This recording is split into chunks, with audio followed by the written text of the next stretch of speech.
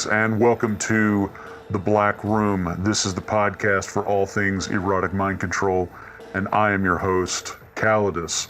And it's nice to be back. I have taken a few weeks off from the show. Part of that is just being busy and things of that nature, and part of that is doing a little bit of vacation and taking advantage of the summer and things of that nature. And I hope that all of you are making a little bit of time for yourselves as well. It's a perfect time of year to do so. But I'm back now, and coming up in this episode, I'm going to be talking about a new animation which I just published this week, something I'm really excited about. Involves a little bit of snake hypnosis, which is a favorite of mine. I know it's a favorite of a lot of yours as well. And then a bit later on in this show, we're going to finish up that epic conversation with my good friend Thrall, which of course we started in the last episode of the show. We're going to finish that up this week. A lot of fun stuff to talk about there.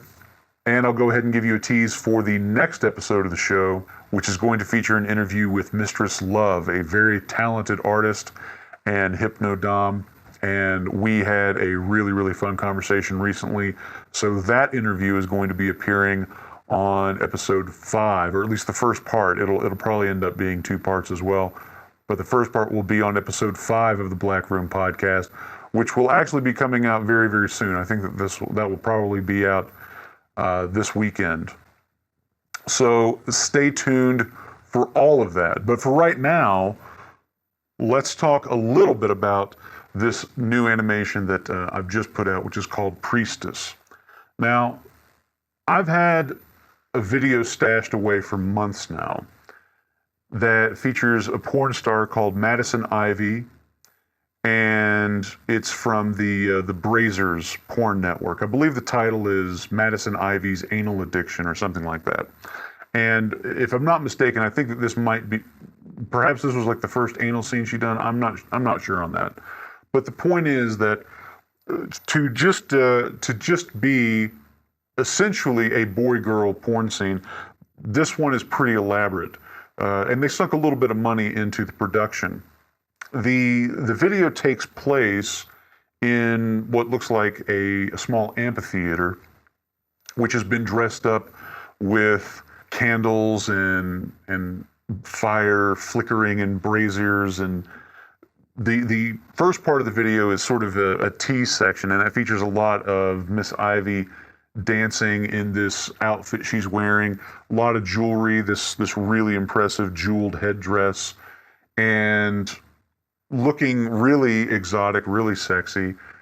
And then there is also a small section of the video that involves her dancing with a snake, an albino python or boa constrictor. And there are a few animated GIFs I've seen of this scene floating around. Mostly, there's one shot in particular that has just a really fantastic reaction from her, this really great facial expression. She has these enormous dilated eyes from whatever controlled substances she might be enjoying that day. But in any case, I had not really seen anybody exploit this video yet from the angle of snake hypnosis, which obviously suggests itself pretty readily given the fact that there's a snake in the freaking video. So anyway, I wanted to do something with this, and specifically I wanted to do something snake hypnosis related. I've been wanting to do another snake on woman hypnosis piece basically ever since I did the last one. And this time I wanted to challenge myself a bit, and I wanted to do something with video.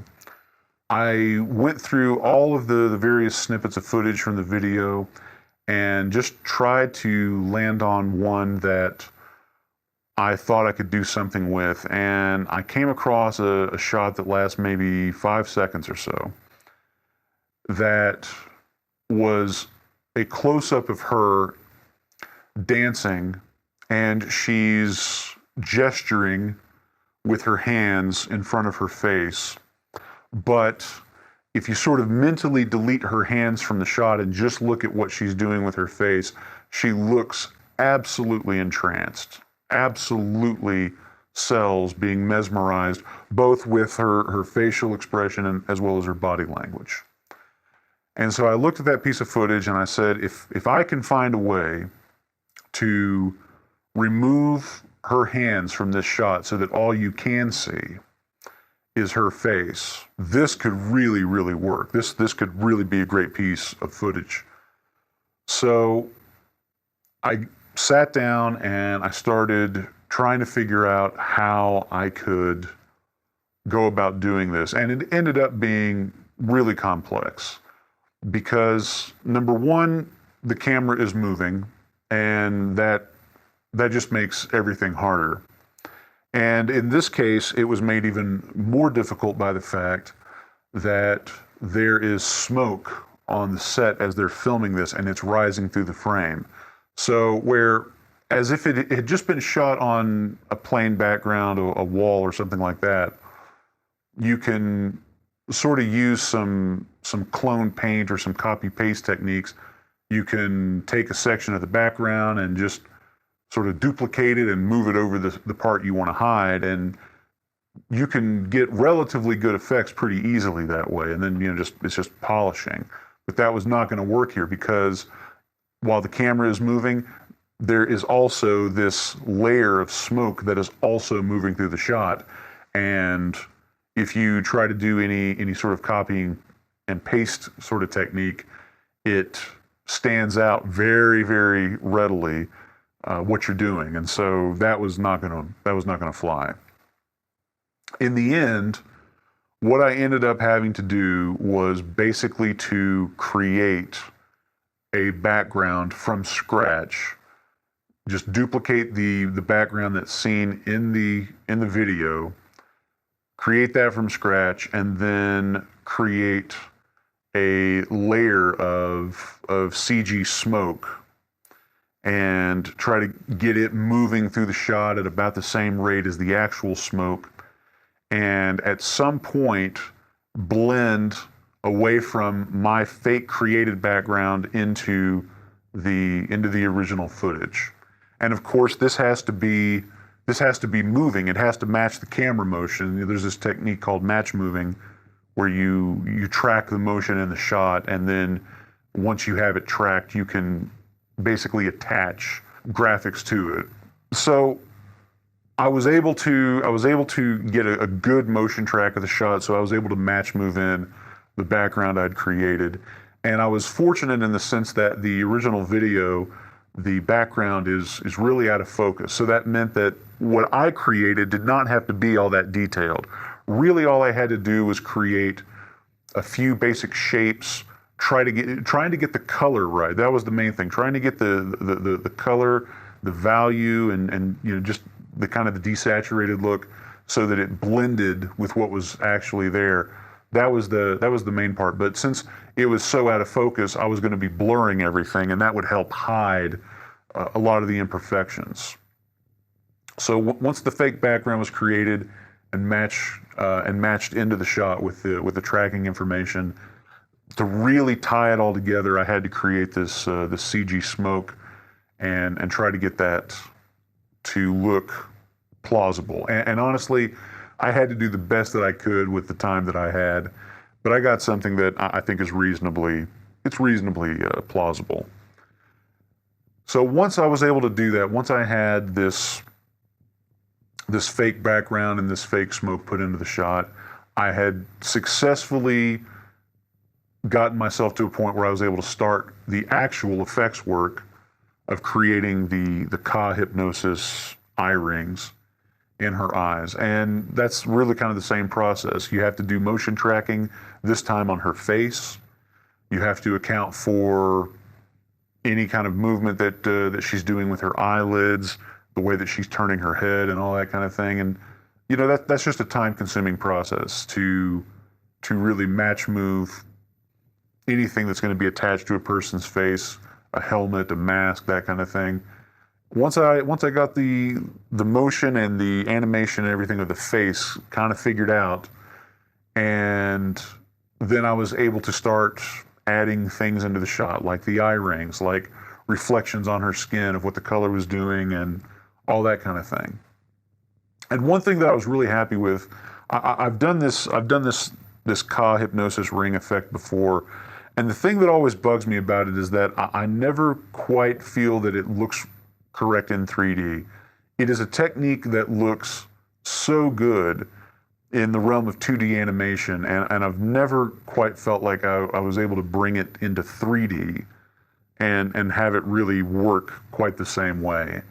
And I think in Kia and Ka, which is probably the most extensive use of this effect that I've had to date, the effect is very correct. Like if you kind of A/B compare this to the shots in that or in those two scenes from the Jungle Book, the effect does look correct. It does match pretty well what's going on there, but it just doesn't quite work in a 3D realistic realm as well as it does in that 2D animated style. So I was happy in this case that I was able to, I feel like I was able to get a lot closer to doing something that looked more legitimately 3D, which is difficult because I'm really not working in a 3D graphics package. If I was just doing this in a 3D animation package, it'd be easy enough to create two little shapes that look kind of like footballs for her eyes and just project the animation onto them and get something that looked reasonably 3D. That'd be pretty easy to do, but I don't have that ability at the moment. So working in After Effects, you just have to create something in 2D and then try to make it look as 3D as you possibly can. But at the end of the process, I was pretty happy with how it turned out. And then it was just down to adding glow effects and playing with things, reflections and so forth, and just really kind of adding all the fun bits that bring it to life. So then the last little bit, of course, is adding the snake, and that was actually a lot of fun. And I've never tried to do this kind of, it's actually sort of character animation in a way. I realized very quickly that having just this static photograph of a snake hanging in the frame was not going to look good.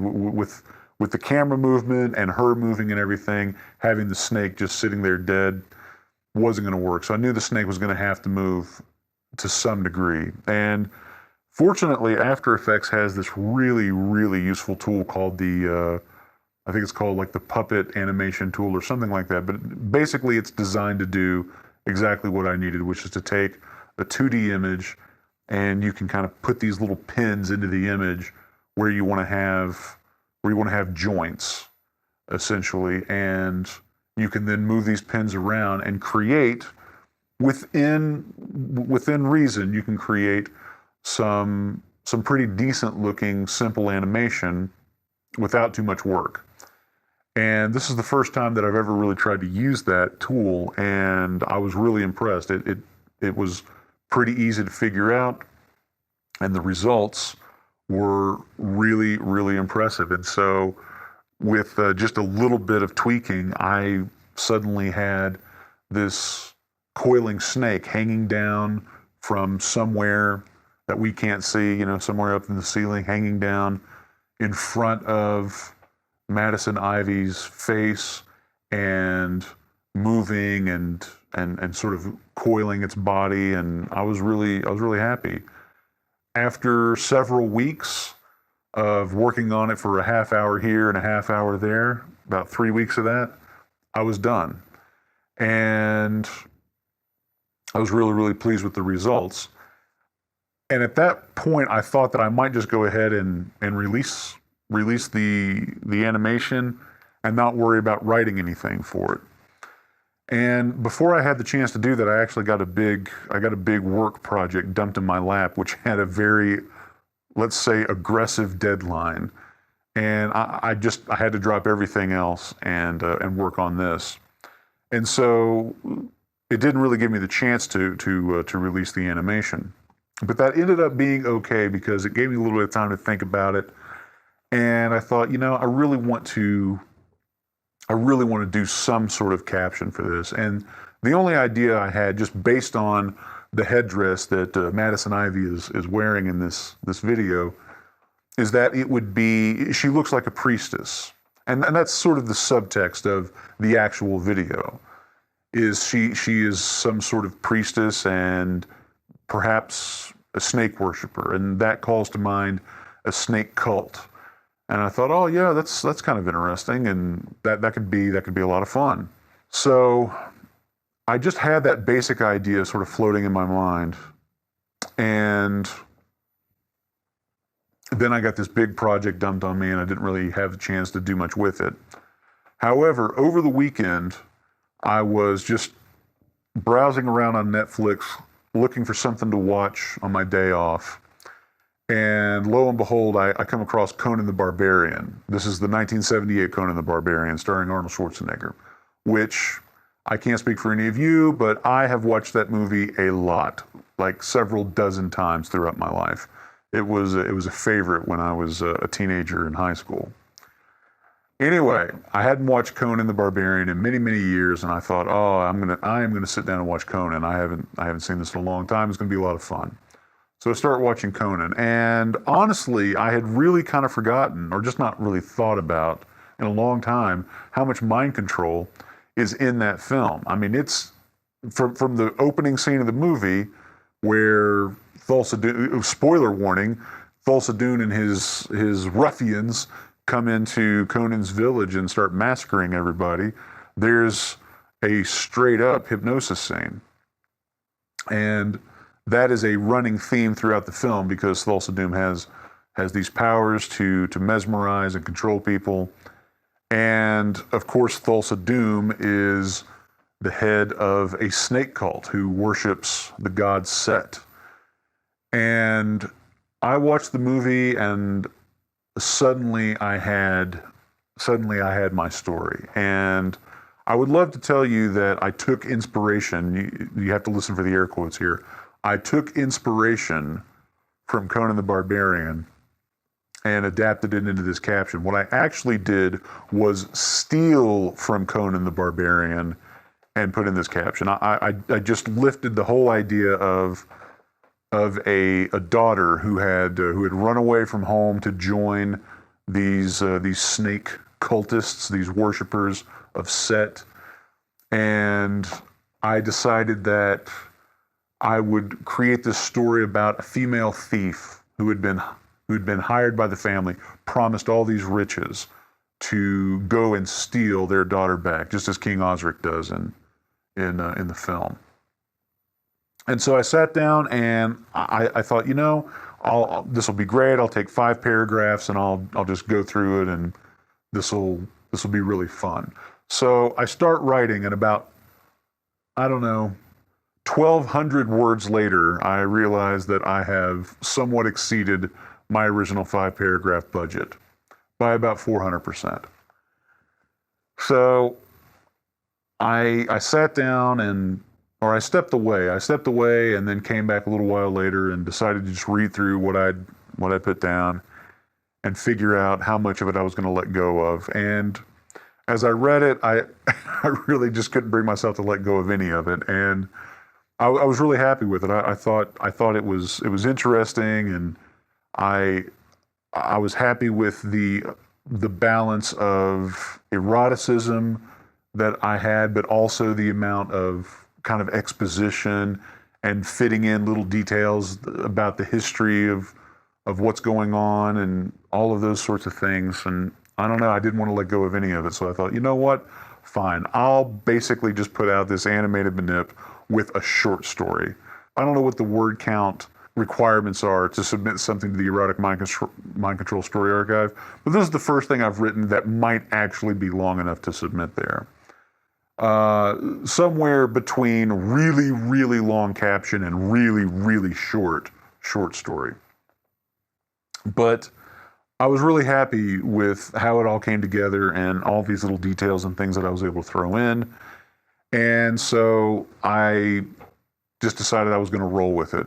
And yesterday I put out a little tease on social media saying I've got this new animation coming tomorrow. It's going to involve snake stuff. And tonight I sat down and started working on the task of merging this text with the video. And I actually did something that I've thought about doing for a really, really long time, which was traditionally the way I do text is I'll do it in Photoshop and create a JPEG of it, and then just put that in underneath the video, or sometimes it'll actually be in the video itself.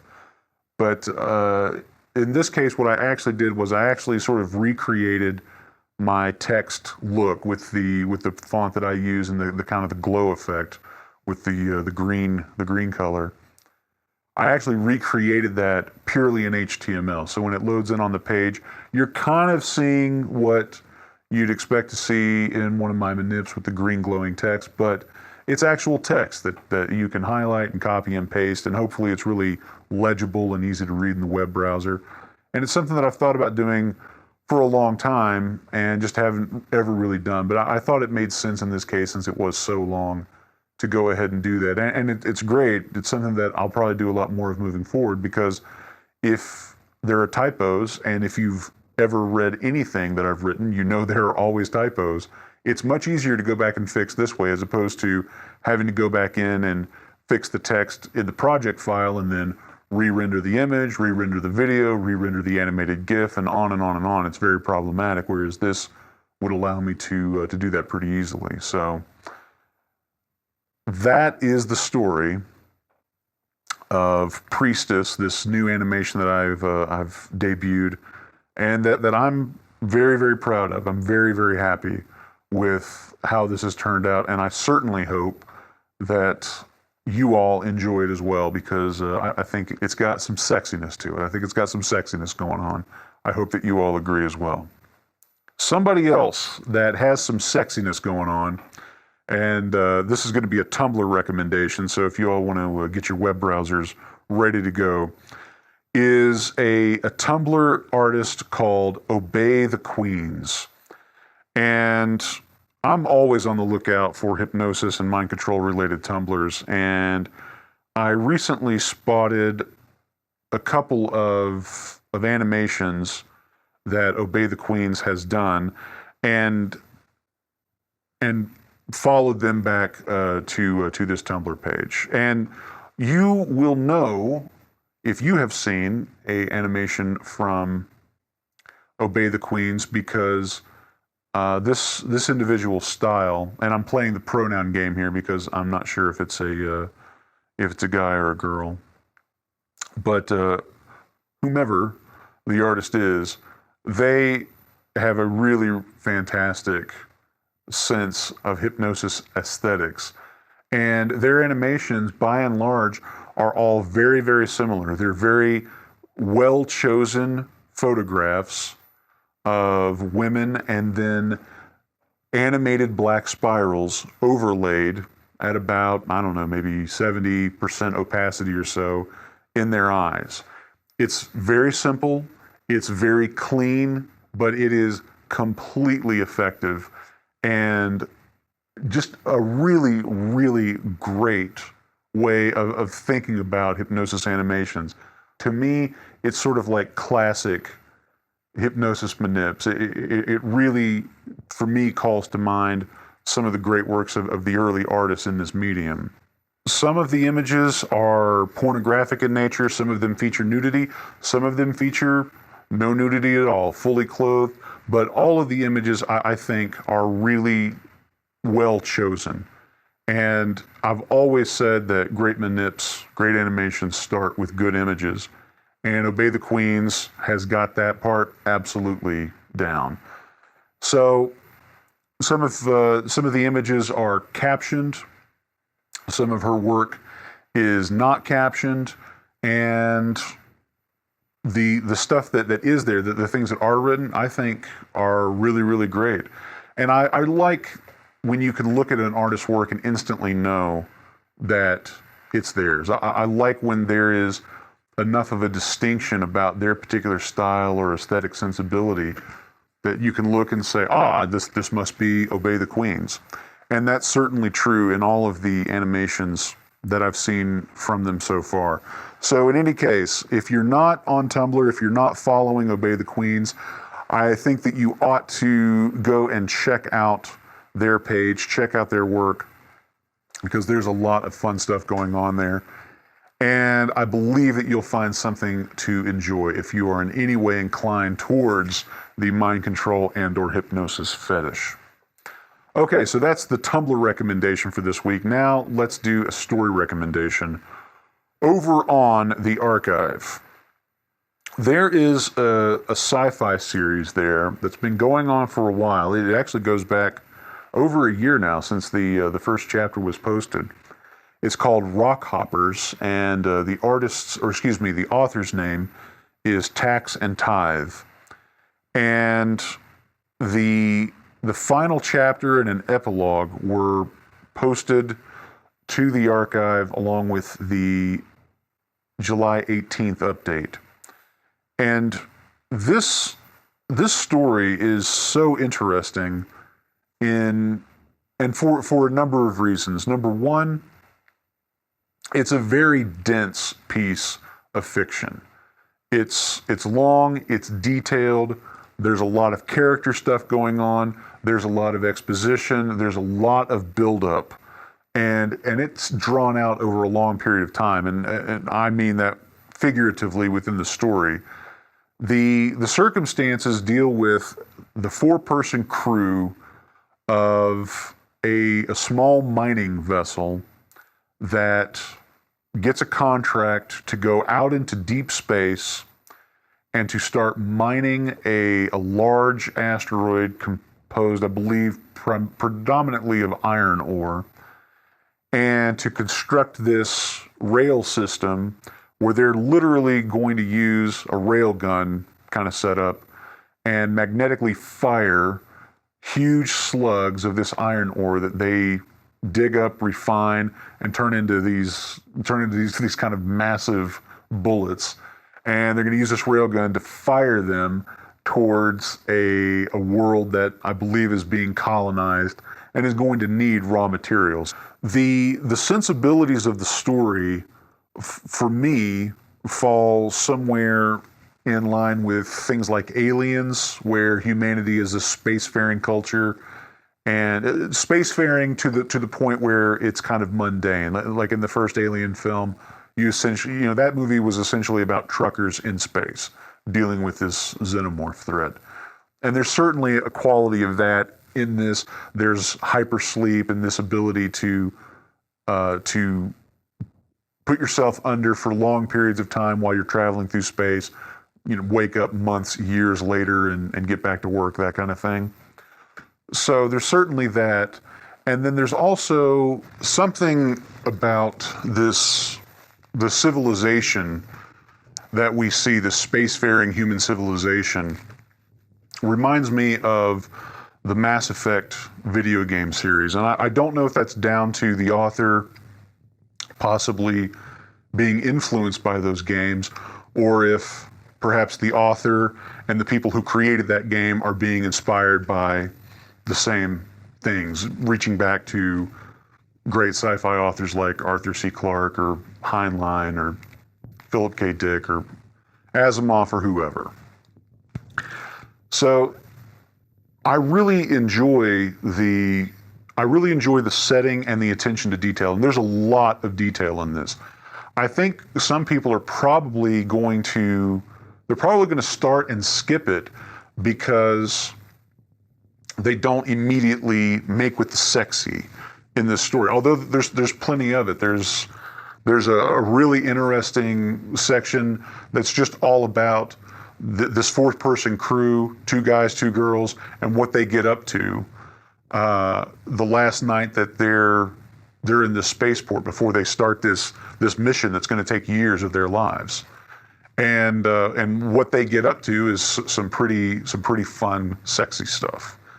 And that part comes after a lot of kind of world building and character building and exposition about where we are and what's going to happen and who these people are and so forth. And I think that some people are probably showing up just to get a fix, and they're going to be kind of turned off by the amount of work, in air quotes, that's going to go into a story like this, because it takes some reading to get through it. But if you are willing to do that, it pays off in a big, big way. And I don't know if perhaps the story is a bit overindulgent at times, if there are things that are in there that are ultimately extemporaneous, and it's just the author really indulging themselves and going through these explanations because they have thought out the process to such a great degree, and they really want to share that. They really want to share that creativity with us. There are things like that I can read in there, and I can kind of say to myself, I don't know if you absolutely have to have this, but at the same time, I can't really fault them because I've done that exact kind of thing in my work. Well, this thing I was just talking about, this animation that I just finished, exact same thing. I'm doing the exact same thing, just on a smaller scale. But anyway, Rockhoppers is really interesting. It takes place over a very, very long period of time, multi-generational periods of time. The four miners who constitute the lead characters through most of the story, they go out, they land on this asteroid. Of course, if you haven't figured it out by now, there is an alien intelligence on this asteroid. It has the ability to do all of these things with its mass to shave off almost at the molecular level pieces of itself, and those can become sort of individual little spiders that can go out and do things and gather intelligence and so forth. And once the crew lands on this asteroid, they wake this thing up, and you can imagine what sorts of awful yet awesome squicky things happen from that point on. And there's definitely squick in this story. So if sort of bug human mind control sexiness isn't your thing, then yeah, you can go ahead and cross this one off the list. But if you are interested in any of that, then there's certainly some things that are going to interest you here. But the point is that those people are part of the story for, I don't know, maybe 7-8 chapters, something like that. And then we see the story move into the future, decades into the future.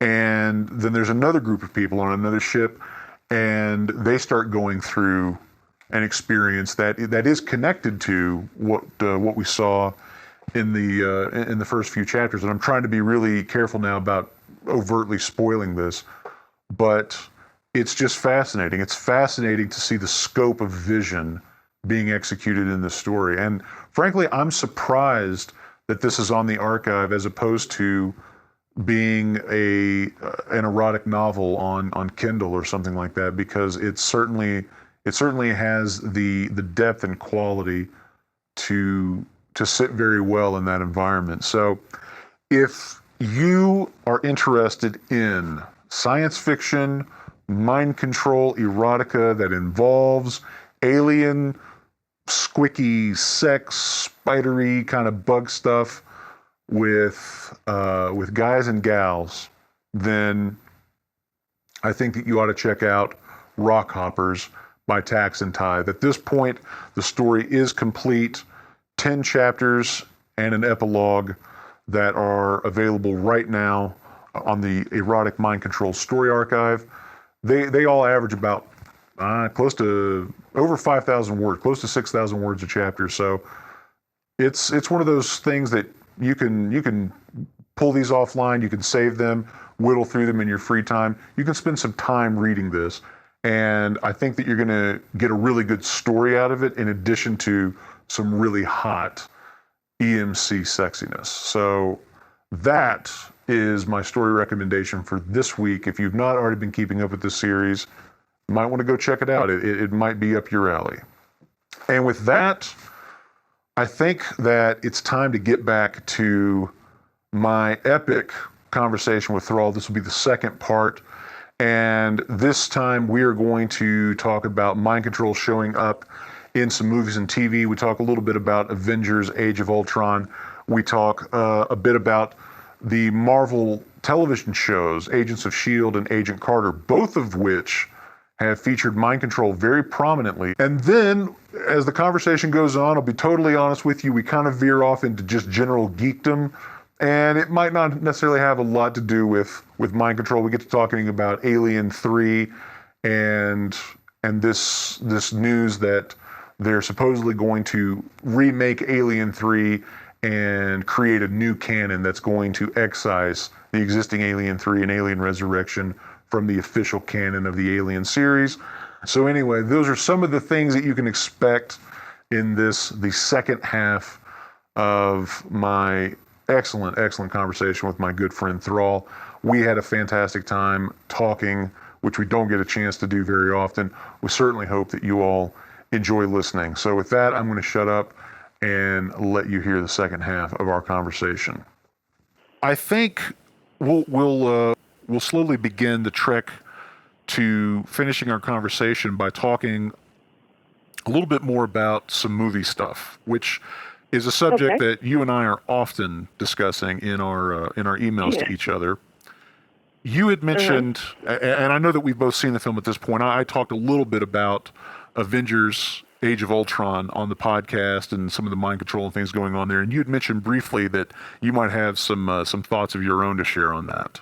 Yeah, I guess we should start by giving a little bit of a spoiler warning to anybody that hasn't seen the movies, although I don't know if it's necessary since it's been long enough that anybody who wanted to see it should have been able to see it by now. I agree. But, okay, all right, let's just proceed with the assumption that anybody listening to this part either doesn't care about spoilers or has seen the movie. Okay. Okay, all right, so I'm thinking back to those trailers we saw, where we saw Scarlet Witch doing her little mind mojo, am I getting it right? Yeah, Scarlet Witch on Black Widow. Correct. And Black Widow's eyes turning red, and she sort of looks up and looks sort of vague, and you get this idea that she's suddenly fallen into mind control. Yes. And then you see the movie, and it's not mind control. And no. I was really disappointed. I was pissed. Like, what is this? Yeah, I felt like I'd been cheated. I know what you mean. I know exactly what you mean. Yeah, she was messing with her memories, bringing up repressed memories and bringing up fears and reading her mind and shit, and that's not mind control. Although, I got to admit, it was really, really funny when she tried to go after Hawkeye. And yes, that's... I'd been there, done that, not a fan. Nope, not doing the mind control thing. That just about made up for it. As true as people who have seen the movie know, Hawkeye has probably most of the really good stuff in the film. He does. He really, you finally understand why he is important to the group. Yeah, he's the heart. He is the heart of the group. Yeah. And that really comes across in this film. And considering how his character was handled in the first movie, and Joss Whedon acknowledged that Hawkeye really did take a back seat because they had so much to juggle with the other characters. And Jeremy Renner wasn't happy with it either. No, and nor should he be. And right. I mean, Jeremy Renner is a fantastic actor. He is really, really good. I mean, they have such an embarrassment of riches when it comes to their main cast. And I'm glad that Whedon made good on his promise to make it up to him in the sequel, and he certainly did. Yeah, I agree completely. Now, there's a couple of interesting things that what you just brought up did for me. Mm-hmm. Because you are correct in that there is disappointingly almost no mind control in this film. There's brief use of the scepter, which of course has the mind gem that we see Loki use a few times in the first film. Uh-huh. There's one instance of that being utilized. Yeah. But in specific to what you were mentioning with Scarlet Witch, what is interesting about that is, although they don't really quite get this across in the film, but if you know the character's backstory and what you're seeing, you're revisiting her memories in the Red Room, which was the covert program that she was put into as a child and trained to be this super assassin. Mm-hmm. And she was brainwashed as part of her time at the Red Room. She was programmed with all of these various ideals and philosophies and training and so forth. Now, what's interesting is that while you don't really get a big sense of that in Avengers Age of Ultron, I will give you a slight spoiler warning for the Marvel's Agent Carter TV show. Oh, okay.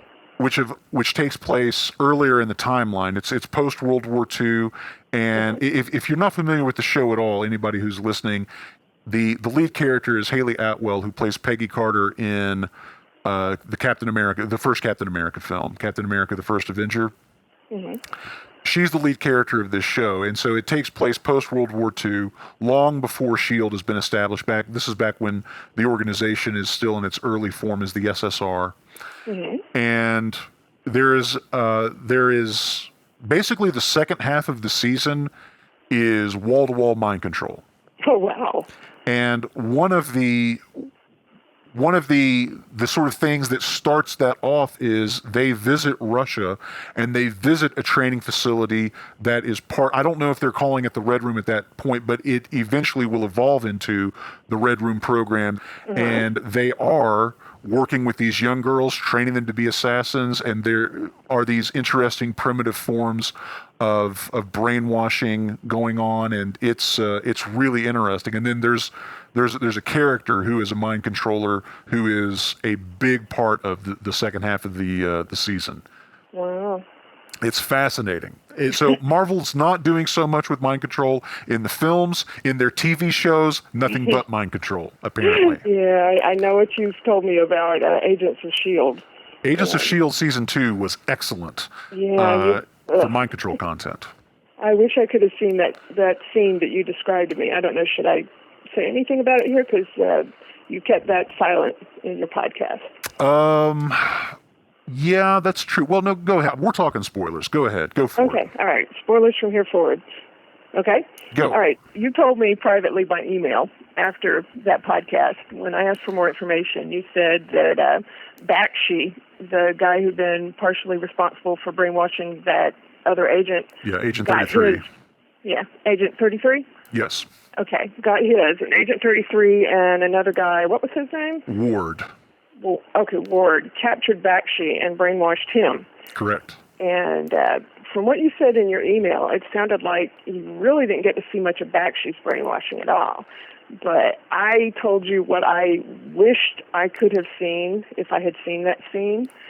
So I'll just share that for anybody that would like that. It's for anybody that would like that visual. Yes. What I imagine is Agent 33 kind of slithering all over Bakshi as he's struggling within the grip and trying to resist, and she's just basically riding him from every angle and telling him, do you like this? Is this how you felt when you did it to me? Mm-hmm. And just, tickling him and just threatening him with everything and asking him how far he's fallen yet, and just, I can just imagine every detail. I can imagine a whole 60 minutes of her alone in the room with him. Me too. And then finally releasing him at the end, and he drops to his knees before her and kisses her feet, and then she says, "That's a good start. Now rise to your knees." That's pretty hot. You should go write this. You should go write this. I'm sure that there are fan fictions out there that I have not yet encountered, where people have to play off this, because everything you're describing, I can totally see happening. Mm-hmm. you only see the beginning. You only see the beginning of the process. Mm-hmm. But you have to imagine things like that must have occurred, because it is quite remarkable. Because Bakshi is he's a very strong character. He's the number 2 guy at Hydra through season 2, second to the man who was ultimately responsible for Agent 33 being programmed, which is Daniel Whitehall.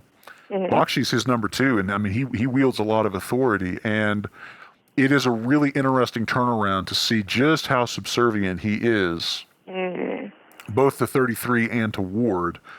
And there's actually a great moment. This is a big spoiler, so if you've kind of been teasing yourself with spoilers up till now, you might want to consider, because this is like end of the season stuff. Mm-hmm. But as I was describing to you, there's a phenomenal moment. Without going into all of the details and things like that, but they have to get into this Hydra base, and they basically send Bakshi in as a Trojan horse to earn their trust, but to basically open the door for them so that they can get into this place. And once they infiltrate, then combat breaks out, and Bakshi ends up throwing himself in front of a weapon blast. It's not a gun, it's like a weapon that disintegrates. He ends up throwing himself in front of this to save Ward, who Agent 33 and Ward become lovers and partners, and so Bakshi is really subservient to the two of them. And Bakshi ends up sacrificing himself to save Ward, which he is doing purely because he has been programmed to put them first over his own interests.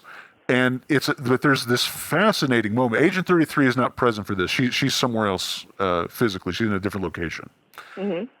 But it's fascinating to see Ward's reaction, where he doesn't quite know how to respond to this, because of course, while Bakshi is loyal to him, he loathes Bakshi. And for what the character did to Agent 33.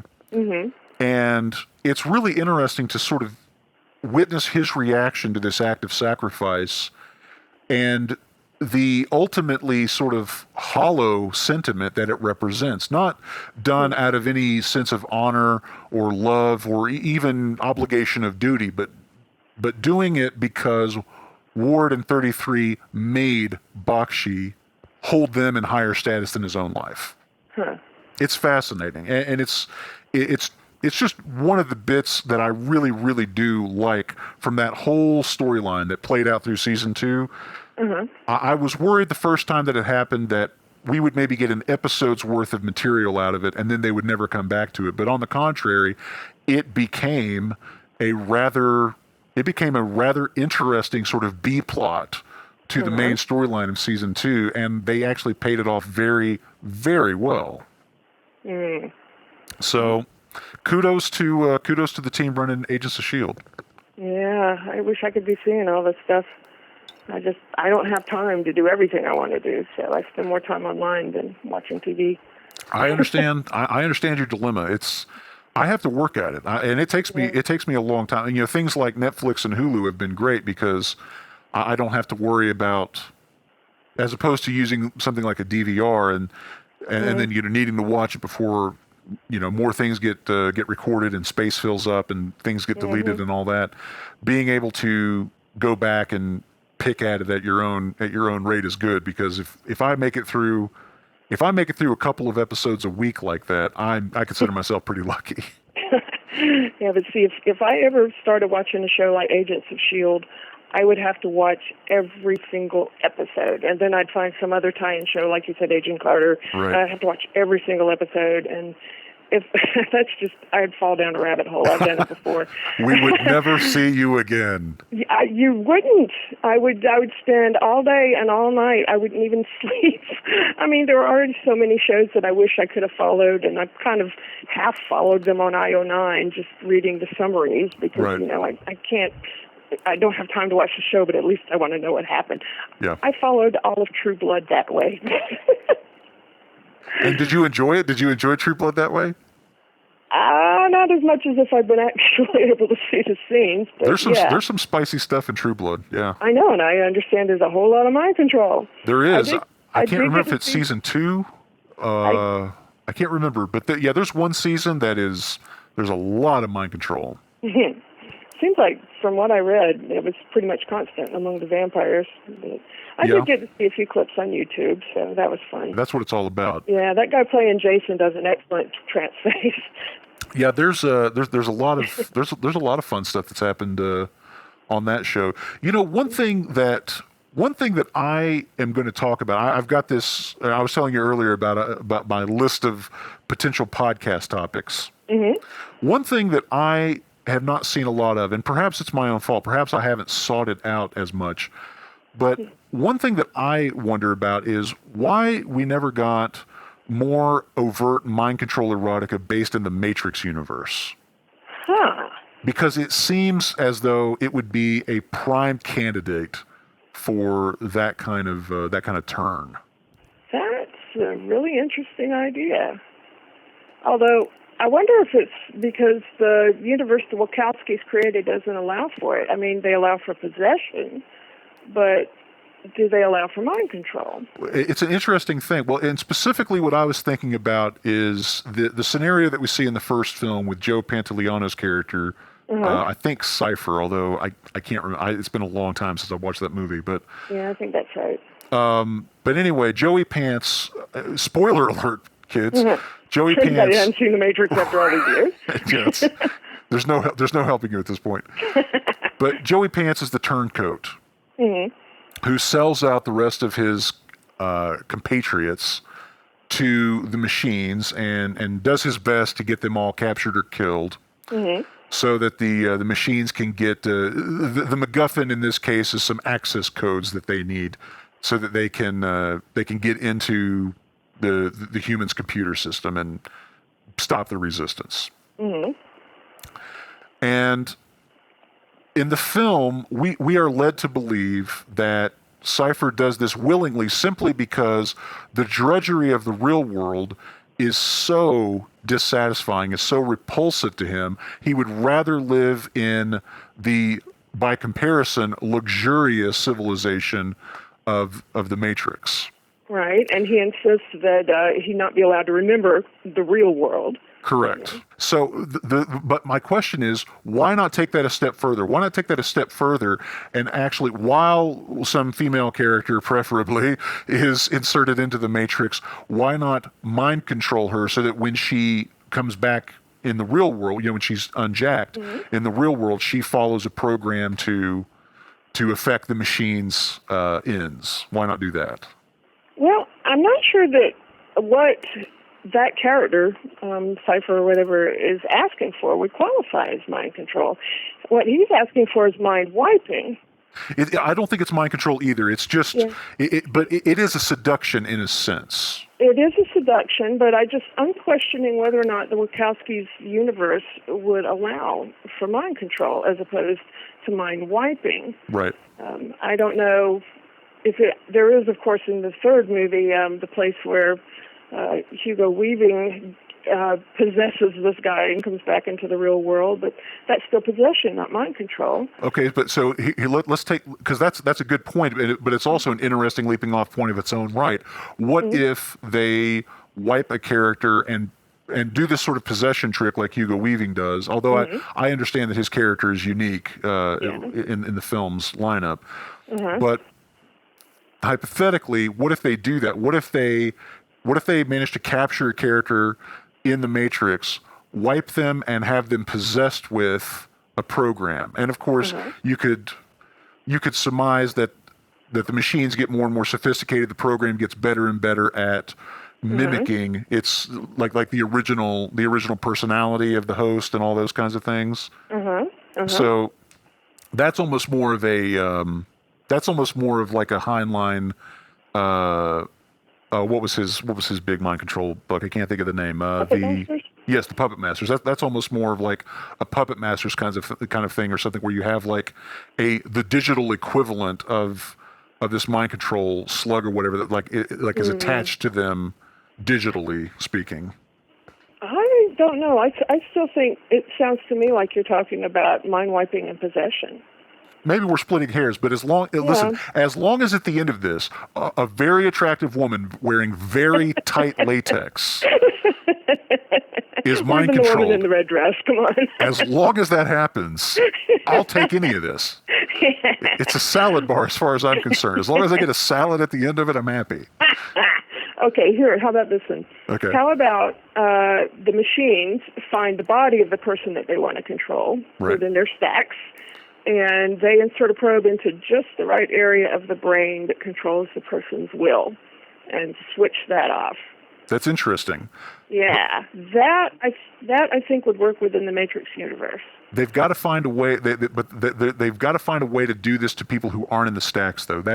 Maybe that could be like the thing to the story is that the human resistance knows that the machines can do this for somebody who's in their control, basically, who they have physical dominion over. But what if the machines find a way to do this whether it's some sort of like tiny little insect-like organism that invades the ship. They find a way to do it to people who aren't in the stacks. And I mean, most of those people already have sockets in the back of their heads. It would be easy enough to send a little bug crawling into that socket. Now you have my attention. Yes. Now we're on the same page. And for those of you listening at home, this is the way Callidus and I always bounce ideas off each other. It usually takes much longer, though. That's because we're emailing instead of talking live. That was 3 weeks. That was 3 weeks of messages right there. Right, it was. But anyway, have you read? Have you ever read anything based on the Matrix universe? Because I often wonder about that. Yeah, I've read one. Neil Gaiman wrote a short story, and gosh, I can almost remember the name of it. Goliath. I think it's called Goliath. Right. Doesn't have any mind control, but it's Neil Gaiman, so it's that short story. I'll take it. I'll take it. Yeah, and there's that collection of short videos. It's called The Animatrix. I own that. Actually, that collection of videos is what actually led to me hating the second two films so much, because I loved the ideas that were being explored in the Animatrix, and the fact that they are almost entirely ignored in the second two films. It is so frustrating. It is so frustrating because the philosophical areas that they are exploring in those films is profound, and by comparison, the second two films seem pedestrian. Yeah. Have you ever heard the conspiracy theory that the Wachowskis stole the story for the first film from a woman named Patricia Stewart, I think? Yeah, you're the one that told me that, and that's just what I was thinking about. Oh, yeah. Yeah, and it makes perfect sense when you consider how inferior the Matrix movies were. The first film has a depth of writing that is lacking in the second two. And I suppose you could explain it as, well, Star Wars syndrome.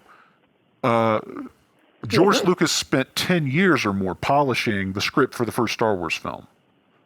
And so it's no surprise that it would be as tight a film as it is. And I think that the reason he hired such a formidable writer as Lawrence Kasdan to work on Empire and Jedi is because he probably realized that he himself was not going to be able to produce the same level of quality in such a short amount of time. And so he brought in a professional. I suppose that, arguing against my conspiracy theory point, you could maybe say the same thing about the Wachowskis. You could say that perhaps they'd been writing the first movie for so long.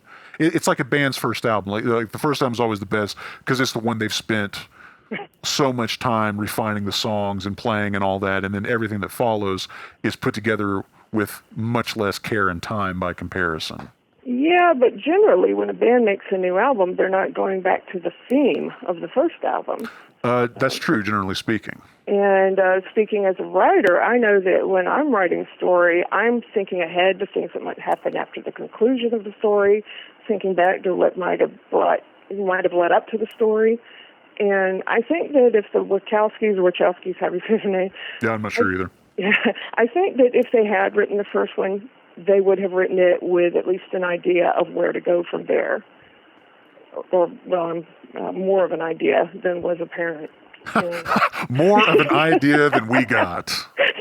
Yeah. Yes. Well, we'll stop beating on them for the time being. Let's beat on the people who made Alien 3. Except for David Fincher, who has proven himself a filmmaker since then. But otherwise, we got into a conversation. This has been a long time ago. This has been at least a year or two now, I think. It's been no longer than that. Has it? It's probably been about 5 years, really. Wait, what year is this? Anyway. 2050. We got into a conversation a long time ago about what should have happened in Alien 3. And it was really interesting because, well, and there's a couple of things I want to say here, but the first thing I'll say is I think that it was primarily motivated by both of us feeling that the Hicks character was killed off in a pretty unsatisfying way and for no really good purpose. Mm-hmm. And Newt should not have died, period. Yes. I mean, that's obscenity. Newt should not have died after all that Ripley went through. Considering that the entire theme of the second film for Ripley's character is finding the daughter that she lost. Of course, now you have to see the director's cut of Aliens to know that, because there's a scene cut out in the theatrical version where Ripley finds out that the daughter she had left behind while she was on the Nostromo grew up, lived a full life, and died in the 50 years that Ripley was lost in space. And so Newt, thematically as a character, is about Ripley finding the daughter that she has lost. Right. And so you're right. Obscenity is the right word. With respect to Ripley's character, killing Newt off is the worst thing that you can do to the character. And the reason that it was done, which was basically convenience, is just, it's absurd. And it shows, in my opinion, such a lack of respect for the character. Yes. And the audience, frankly. Shows a respect for making money and no respect for anything else. So we got to talking about, wouldn't Alien 3 have been great if?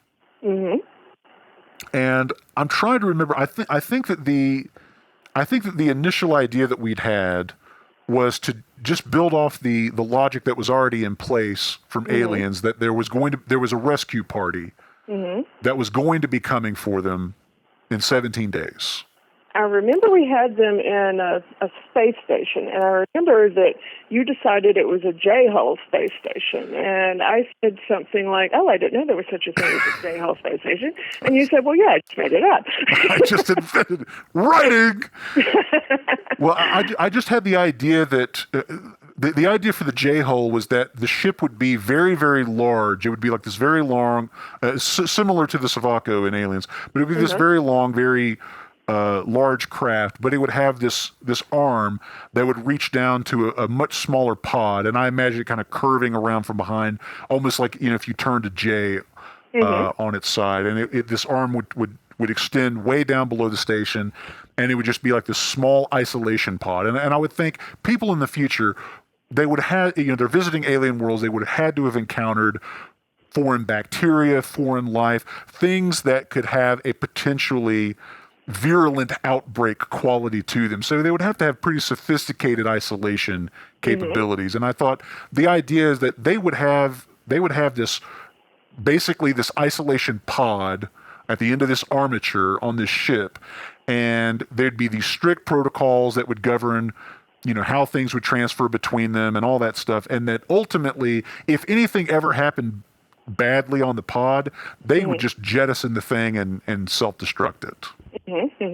That was sort of how the idea came to me, is just thinking through, some scenario where it would have made sense to take on a potentially devastating biological organism. Right.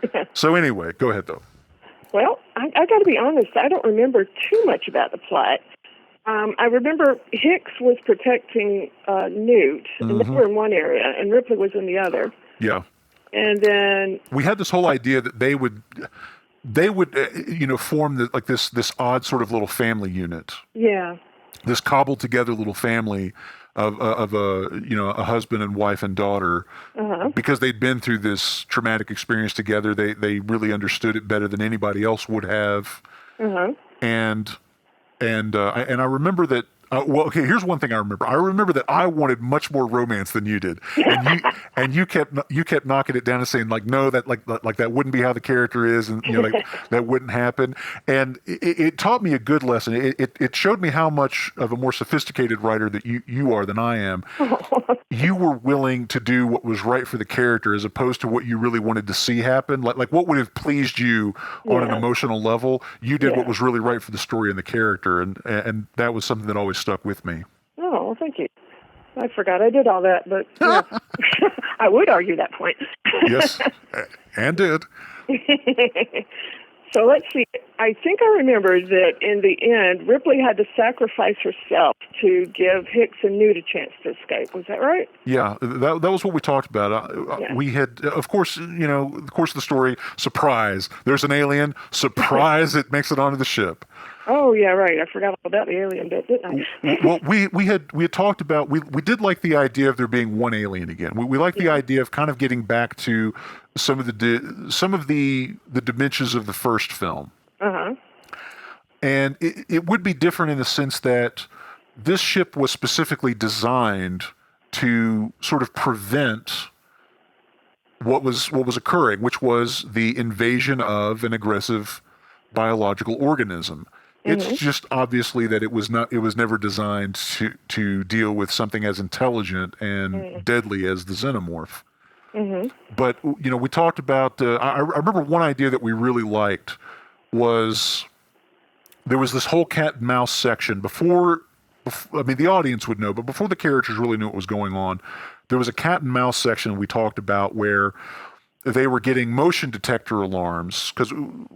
That would be going off in rooms, and they would be like, well, there's no, like, they'd be radioing people and saying, hey, are you in this cargo bay? And it's like, no, nobody's in that cargo bay. We're all over here. So, well, something's moving in there. And so I remember there was a moment that they walked up to a door, and they're kind of tense because there's something in here, and we can't account for it. And they go to open the door, and the door doesn't want to open, and so somebody does a command override or something to force the door to open, and the door opens and they all get sucked in because there's a vacuum, like the room is vented into space, and they all get sucked into it, and so it's like this instantaneous tense action scene, and a couple people get sucked into space, and other people are grabbing onto things and trying to hang on, and they eventually. The survivors eventually manage to get out of the room, or they close some emergency bulkhead or something like that. But I just remember thinking it was reminiscent of that scene in the original Thing from Another World, where they're going through the base and they're going to check on something in the greenhouse, and they're walking up to the door, talking, rather casually about, okay, yeah, well, we get in there, you do this and you do this, okay, and they open the door and it's right there, like it's on top of them, and it's so unexpected. And I remember loving that scene because it kind of reminded me of that beat. I got to admit, I never saw The Thing from Another World. Of course, it's great. It's a Howard Hawks film. You should really check it out. It's very good. I know. I'm failing you at the moment, but and I'm about to fail you even more because I don't remember that scene that you're describing that we wrote together or imagined together. But it's a heck of a scene. I'm proud to have been a part of it. It was great. What kind of things do you remember about it? What were the things that kind of stuck out from you? Because I know that we talked a lot about sort of emotionally things that were going on with the characters, and the specific sticking point that we that we disagreed on. I say disagree is even a strong word, but just the thing that we saw differently was the emotional journey of Hicks and Ripley, and there is an underlying sexual tension. There's certainly an attraction that we see between them and aliens, and we talked about what would be the logical course it would take, and ultimately its conclusion. Well, I think that too many times in movies and books and TV shows, someone is trying to shoehorn in a romance. And which is what I was doing, exactly. Yeah, and it's a people pleaser, but it doesn't always belong. And actually, if I can step backward for just a quick second, that's one of the reasons I intentionally didn't set up more romances in Sleepwalkers. And I put that in the notes at the end of the book, and I said, you're welcome to imagine any combination of people you like, as long as you leave Paul and Shara to themselves. Know, but I don't think you should shoehorn in romance into everything. And I can imagine that if Ripley and Hicks and Newt all made it somewhere safe and were able to settle down, that yes, they would become some sort of family unit, and that Ripley and Hicks would have a relationship. But I think in the context of the story we were imagining, it just didn't logically fit. But what did fit, and what is interesting, is that we kind of agreed with the idea of Ripley self-sacrificing to stop the alien from, as opposed to as opposed to it being an interesting thing at the end of the actual Alien 3, there's an interesting motivation behind that you can infer. Either it's altruistic and she's trying to prevent an alien queen from being born into the world and possibly menacing more lives, or it's entirely selfish and she's just had it. She's just had it with dealing with people and their problems and their ignorance and arrogance, and she's just checking herself out. But it's interesting that we did sort of agree that was a good ending. That was a good ending for the film and a logical thing to do. Yeah. Particularly given the sort of the motherly role she takes over with Newt, but also the fact that it would be interesting because Ripley is such a strong female character and such a really a fantastic early example of sort of a female superhero paradigm. It, I think, would have been fantastic on that level as well, because you expect in those kinds of situations, you expect some heroic, noble character to sacrifice themselves for others, because that's what heroes do. And I love the idea that Ripley would have done it for those exact reasons, for those exact heroic reasons you typically associate with male characters. It would have been wonderful to see Ripley do that and really cement that paradigm. Yeah. And even though she did at the end of the official 3, they still brought her back for a 4th movie anyway. That makes you want to tear your hair out. I have such mixed. This has nothing to do with mind control, by the way. Talks amongst yourselves. We're gonna finish this.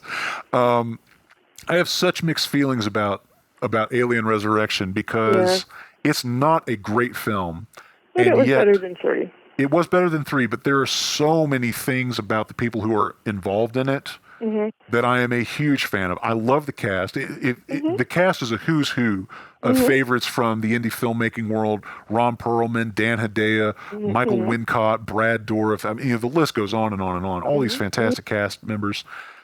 From a technical standpoint, the way that the film is shot it's remarkable, because it's all practical lighting. The cinematographer who worked on the film worked in conjunction with the production designer, and they built all of the lighting that they used to get the scenes into the set. And when you know how films are usually shot, to know that is, I mean, it's astonishing. It's mind-blowing, the amount of ingenuity and planning ahead it would take to do that. Yeah. And third, I'm just a huge fan of Jean-Pierre Jeunet. He is a fantastic director. Yeah, I was trying to remember his name, because I love him too. But oh yeah, he's amazing. He did but that a still great doesn't job. make it a good film. He did a great job. It's just that the series should have really ended after the 2nd film. Probably yes. It's just that Hollywood has this crazy, dysfunctional thing about carrying on movie series until they're just wrung dry of any money-making potential. Yeah. You know, they should have ended at Aliens, because that was the natural end. And then they went ahead and made Alien 3, which sucked, and they killed Ripley. So that was a second end that would have been semi-natural, but then they brought her back for more. Yep. Now, the one thing that's interesting about Alien 4 is that it's the one film, and bear in mind, there are some moments of absolute brilliance in that film. The scene where, spoilers, the scene where Brad Dourif and maybe another, I think it's Brad Dourif, but maybe another scientist, they're observing the aliens in the in that isolation cell. And 2 aliens kill a third because they know that the acidic blood will eat through the confinement cell and allow them to get out. That scene's awesome. I mean, I'll give it to him. That scene is freaking great. But coming back onto the main point I was going to make, though, Sigourney Weaver requested 2 things from James Cameron going into Aliens. She wanted to not use any guns, and she wanted to have sex with the alien. Are you serious? I am absolutely serious. This is, I mean, she speaks to this. Like, she says in the commentary for the film, she confirms this is the case. She did not get either of them, obviously, but interestingly enough, she gets both of those in Alien 4. She only ever uses a flamethrower and so no guns, and the flamethrower is a mercy killing thing, and she has sex with the aliens. I'll be darned. That's a great story. There is that, and maybe sex with the aliens can bring us back on subject a little bit, because it is one of the left that subject hours ago.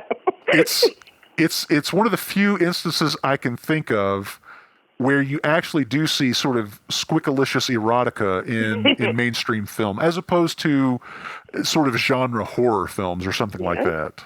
Well, when you've got H.R. Giger as your concept artist, that's going to happen quite naturally. It's going to happen. Giger, I tell you, H.R. Giger might be my favorite human being who has ever lived. Yeah, I'm going to murder this guy's name, but Zdzislaw Beksinski is a close second. Right. Well, and we haven't talked about Soriyama either. Oh, yeah. How can we forget Soriyama? But well, damn, that's going to be another 2 hours. I know. We'll do another show. Yeah, we'll definitely do another show. But it is, I am so jealous of their fearlessness as artists. Yeah. I am envious because I could never find within myself the courage to just explore such discordant themes as sexuality and these alien insectoid forms and and Soriyama. I mean, there's not a fetish that the guy hasn't touched, but yeah, I'm so envious of that fearlessness that they have, and especially fearless in doing it all under their own names. That's true. Their own identities and making it public out there for everybody. I mean, shoot, I'd explore just about anything as long as I'm not buying a fake name. But right. It does provide an interesting buffer. Yeah. So, what do you think about the recent news that Neill? I'm not sure that's how I pronounce his name. I think it's Neill Blomkamp. Oh, but yeah. The gentleman who directed District 9 and more recently, is it Chappie or Champy? Yeah, I think it's Chappie. But Chappie, yeah. I refer to it, but yeah.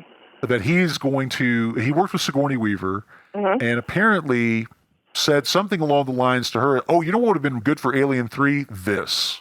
And now suddenly there's talk that they're going to basically retcon the Alien canon, and they're going to create a new Alien 3 that picks up after Aliens, and that is going to become the official canon, and that Alien 3 and Alien Resurrection are going to be excised from canon. They're just going to be one-off films that we pretend it never happened. Alternate reality. Yeah. Which is fantastic, because that's exactly what they deserve to have happen to them. Yeah, and then crush that alternate reality. That's right. I have heard those rumors, and I'm kind of torn. The first time I heard them, I was thrilled. Right. I thought, wow, the guy behind District 9 is going to do Alien. Oh, that'll work. But then, Elysium came out, and it wasn't quite as good as District 9. And then Chappie came out and just sank like a lead duck. Yeah. And at this point, I don't know. I'm starting to wonder if he's like M. Night Shyamalan, and he basically just had one or two good movies in him. So I'm hoping what was Shyamalan's second good movie? I can only think of the one. I would argue that Unbreakable was very good. My personal favorite, and I can make fun of M. Night Shyamalan a lot, but I do respect him, and I think that he has explored some interesting ideas. But I think Unbreakable, Signs, and The Village are probably my favorite things that he's done. What, you mean even more than The Sixth Sense? Yeah, I mean, honestly, I saw The Sixth Sense in the theater, and I've never watched it since. Because why do you need to? Yeah, that's true. I mean, once you know. Yeah, once you know. There's nothing left in the film for you. Well, although, once you know, you can go back and see all the little clues he was dropping and all the little things he did to make it work. Yeah, but that would involve watching it again, and that's not happening. It does drag the second time. I've seen it more than once. Yeah, but as far as Neill Blomkamp directing Alien 3, from the latest I've heard, I don't know that that's definitely going to happen. I think that was an idea that some people floated, and I'm not sure how official it is. Yeah, I'm not either. But I'd love to see it. I mean, even despite Chappie, I'd love to see it, because I just want Alien 3 fixed. That's me exactly, and it feels like there is more fearlessness in Hollywood to do things like that these days. I mean, maybe it's the downside of the kind of reboot craze. where we're just going to reboot. They're talking about they're going to reboot the Matrix trilogy. Oh, are they? Or are you joking? I'm not kidding. That is the word. Supposedly they're going to reboot the Matrix trilogy. Oh, good Lord. There's this maybe the other side of the coin to the negative that some of these endless reboots take on. Perhaps the positive side of the coin is that there is a fearlessness now to say, well, yeah, we can do anything. I mean, we can make a new Alien 3 and just tell people to ignore the other two. Whereas at one time, that would have seemed too preposterous for anybody to do. But I think audiences are sophisticated enough now that those things are not so, they're not so far-fetched anymore. Yeah, plus there's nobody that really likes Alien 3. There's that also. Boy, doesn't it help, though. Yeah. So I was going to try to come back to some sort of mind control theme that we could talk about here at the end in order to try and come full circle on this and wrap this up. And I've got nothing. I have absolutely nothing. Well, how about this then? This, again, for those of you listening at home, this is the way that Callidus and I always talk to each other. We have these long, extensive, rambling email conversations that, they gradually morph from one topic to another, and, only a portion of it is mind control, because you and I are friends. We have known each other for many years. We have met each other in person and had a great time together. Yes. And this is just the way buddies talk to each other. I mean, we've got a shared fetish, but it's not just about the fetish. We're friends. That's true. Yeah. It is nice though to have that. I think I said this to you that after that day that we got to hang out together, it was incredibly liberating to be hanging out with someone that you could talk about every interest that you have, and you didn't have to avoid the one that that you're kind of hiding from your vanilla friends. Right. That was incredibly liberating. It sure was. It really was. And perhaps that is, in fact, a good note to end on. So for everybody listening, I just want to thank Thrall for coming on the show. It was so much fun to pick your brain and chat about all of this fun stuff. We will definitely have to do it again sometime. Yeah. And once again, if you're looking for some of the great fiction that Thrall has posted, check the show notes and I'll provide links. You can find her work by searching for A. Regina Cantatus. And of course, you can find her online at her excellent blog, which is thequeensThrall.blogspot.com. Thank you once again, my friend. Thank you. It's been great fun. And thank you, dear listener, for tuning into this episode. I hope that you enjoyed the conversation between Thrall and myself. We certainly had a lot of fun discussing all of these various subjects, mind control and otherwise. Please tune in next time, episode 5 of the Black Room Podcast. Going to talk to Mistress Love, the excellent artist and hypnodom. She's got a lot of really interesting tales to titillate you with, so be sure and check back for that. If you've got a comment on the show, if you've got a suggestion, a topic that you'd like to see discussed, or perhaps a piece of artwork or blog you want to recommend, you can find the official show page at podcast.callidus-mc.com. Thank you once again for listening, and I will see you next time on The Black Room.